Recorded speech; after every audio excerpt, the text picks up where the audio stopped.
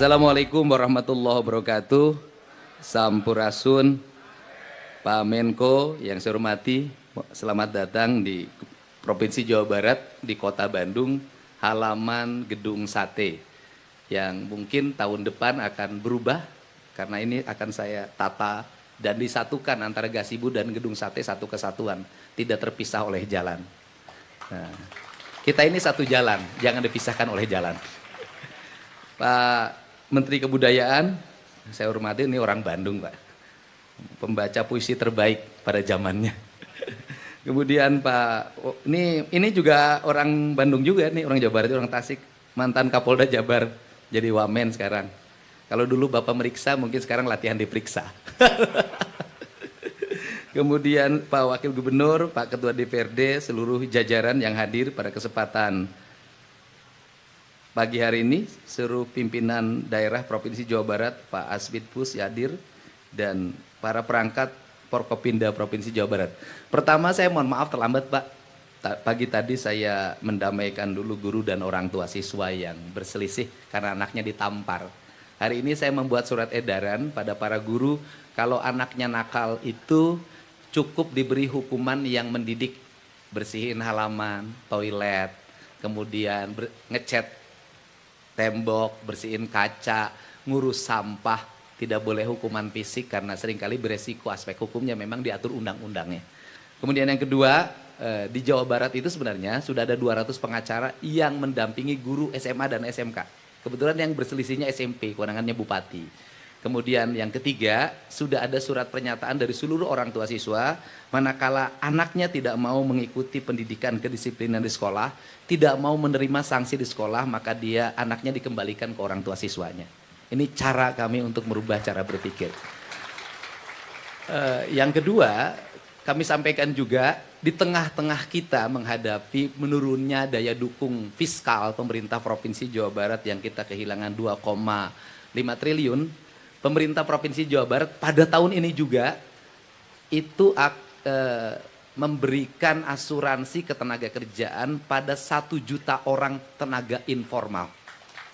1 juta orang, mulai tahun ini, mulai bulan ini kita boleh setor 1 juta orang, dengan tujuan aja adalah mereka yang bekerja pada sektor informal, sopir, kemudian tenaga kebersihan, tukang macul, nelayan, petani, kuli panggul, kemudian juga kuli ngaduk, kuli nembok, pemulung, asisten rumah tangga, kemudian seniman, dan semuanya itu mendapat pelindungan dari asuransi pemerintah Provinsi Jawa Barat. Ini adalah tekad kami, dan untuk apa? Bahwa saya selalu menyampaikan pesan, kalau membangun dengan banyak uang itu biasa. Tapi kalau kita survive membangun dengan sedikit uang, itu namanya luar biasa.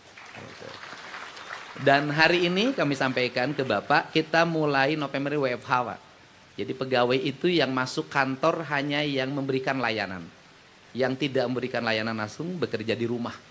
Dia menggunakan sistem digital. Dan kemudian kami membagi struktur tunjangan menjadi 2. Satu yang WFH nanti beda dengan yang layanan. Kemudian beda yang pekerja lapangan, mereka akan jauh lebih tinggi, yang WFH lebih rendah. Ini adalah bagian dari efisiensi pengelolaan keuangan pemerintah Provinsi Jawa Barat, di mana kami memangkas hampir 75% dana rutin pemerintah provinsi. Dan kami arahkan untuk membangun infrastruktur. Jalan harus selesai pada 2 tahun, karena jalannya naik loncat, Pak, dari 400 menjadi 4 triliun. Kemudian irigasi naik loncat, biasanya hanya 0, sekarang 500. Jaringan listrik loncat, biasanya 0, sekarang hampir 500 miliar per tahun. Pemasangan PJU dulu paling hanya 20, kini menyentuh angka 1 triliun. Sekolah-sekolah dulu rehab segala macam 0, sekarang hampir mencapai 1 triliun. Kami ingin ngebut dalam waktu 2027 seluruh infrastruktur dasar Provinsi Jawa Barat sudah selesai. 2028 kami udah ngomong kemarin dengan Direktur Utama PT KAI, kami ingin menyambungkan kereta yang agak sedikit lebih kenceng, ya Agro Parahyangan dari Jakarta ke Bandung, pengen waktu tempuhnya 1,5 jam sampai 1 jam. Dan nanti terkoneksi sampai Banjar, sampai Pangandaran. Nanti juga ada kereta yang mengangkut hasil panen dari Tasik sampai Jakarta. Nanti ada gerbong khusus di mana bawa kambing boleh naik kereta dengan gerbong khusus, tidak bareng dengan yang lain. Kemudian ngangkut padi nanti dari Cirebon, kami ingin melalui stasiun-stasiun dan saya sudah memberi 3 nama di situ. Kereta yang angkut hasil pertanian namanya Tani Mukti. Kemudian yang nanti kereta yang disebut kereta yang menghubungkan dari Jakarta sampai Banjar yang waktunya lebih cepat, itu namanya Kilat Pajajaran. Kemudian nanti ada kereta wisata di bulan Desember awal dari Jakarta sampai Cianjur, itu namanya Jaka Lalana. Karena Jaka itu laki-laki kerjanya keliling. Lalana. Kalau Mas Menteri Menko namanya Joko Lelono. Nah, kalau orang Betawi Jeke Lelene. Ini adalah ikhtiar-ikhtiar kami dan konsep layanan seperti ini kami berlangsung seminggu 2 kali Pak. Keliling Jawa Barat dan sekarang hampir selesai. Tinggal satu lagi kota Cirebon. Biasanya siangnya kita memberikan layanan seperti ini. Malamnya ada pagelaran seni yang hadirnya rata-rata 30.000 orang. Dan kemudian dari situ lahirlah ekonomi berputar. Karena ekosistem ekonominya jalan, pedagang iket, kaos dan sejenisnya. Dan yang menarik Pak di Jawa Barat, kaos gubernur tuh dibeli Pak laku 50.000 harganya.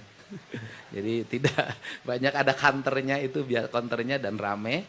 Saya punya tempat Pak di tempat tinggal saya di Subang namanya Lembur Pakuan.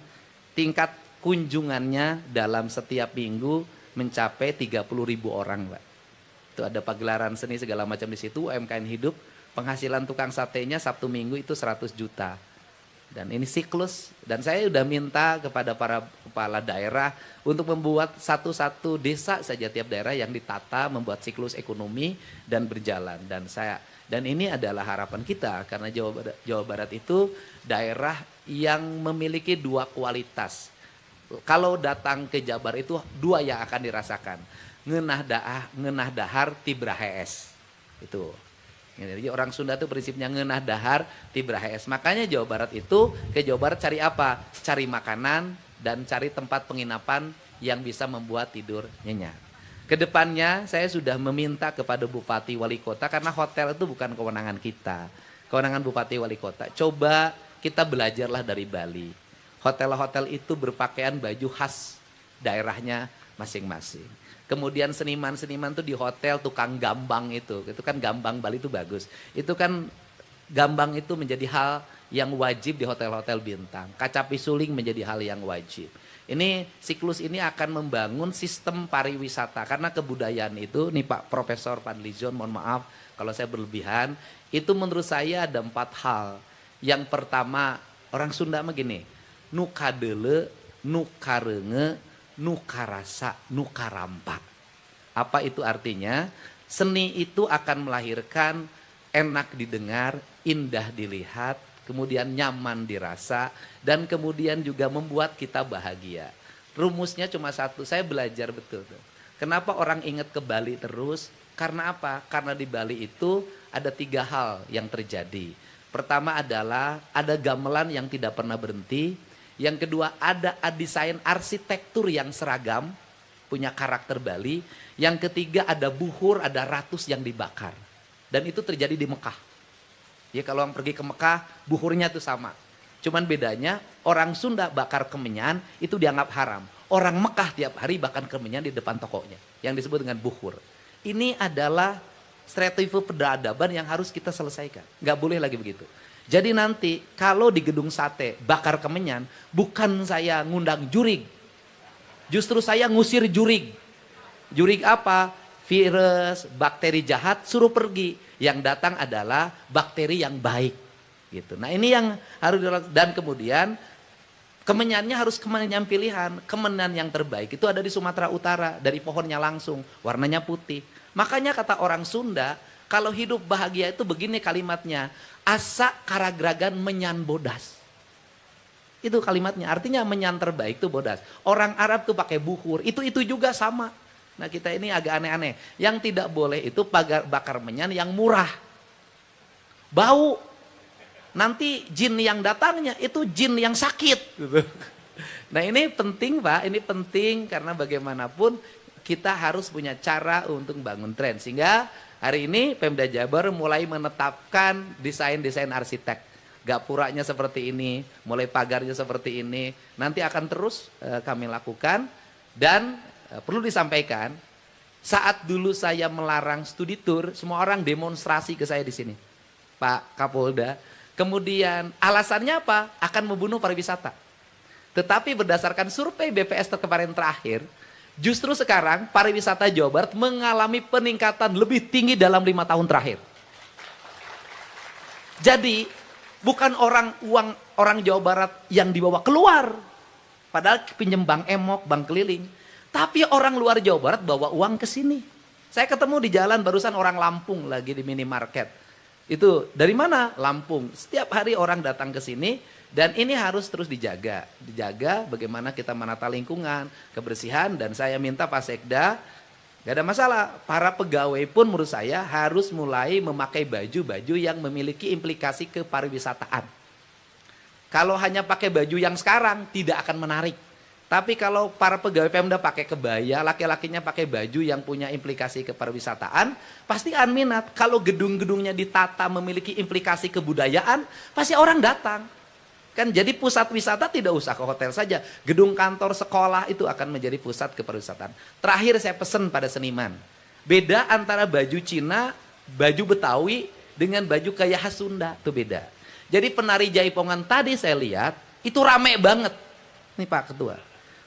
Yang Sunda itu nggak rame. Jadi satu aja, satu clear. Ini tadi ditumpuk-tumpuk, nanti orang bingung. Ya teh penari Sunda atau penari Betawi. Walaupun Betawi adalah Jawa Barat, Sunda juga sebenarnya. Tetapi ada khas. Gitu ya. Jadi coba orang Sunda ulah kababawa. Udah kita punya khasnya masing-masing. Ini Betawi. Jadi kita bisa membedakan. Ini penari Betawi. Ini penari Jaipongan. Ini penari tari dari Cirebonan. Jadi semuanya punya identity. Identity itu akan membangun karakter. Karakter itu akan melahirkan nilai. Yang nilai itu akan melahirkan market atau pasar. Jadi saya tinggal kuat bingung nah penari Jaipongan. Kuat numpuk i bajuna. Ini Pak, jadi ada lamban. Dan sekarang Pemda Jawa Barat mengidentifikasi khas Jawa Barat. Yaitu satu, mahkota binokasi. Yang kedua adalah mega mendung. Dan sebentar lagi Jawa Barat tidak akan mega mendung. Yang ada adalah langit yang terang, tidak mendung lagi. Terima kasih. Wallahu muwaffiq ila aqwamit thoriq. Assalamualaikum warahmatullahi wabarakatuh. Sampurasun.